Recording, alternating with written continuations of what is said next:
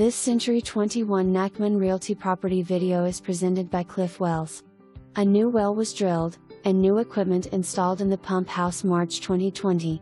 Done between 2024 and present. New architectural asphalt shingle roof installed.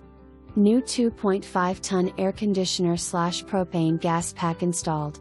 New ductwork and registers installed throughout the house. New 500-gallon underground propane tank installed. New Plex water supply lines and PVC DWV drain lines installed throughout the house. New 200-amp service with whole home surge protection installed. New electrical wiring, lighting, receptacles and other devices installed throughout the house. Complete bathroom renovation with new fixtures and EVP flooring installed. Complete kitchen renovation with new cabinets, countertop and EVP flooring installed.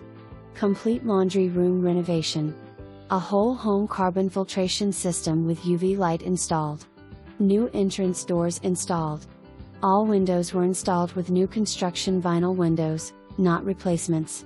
All hardwood floors were resurfaced, and poly-coated.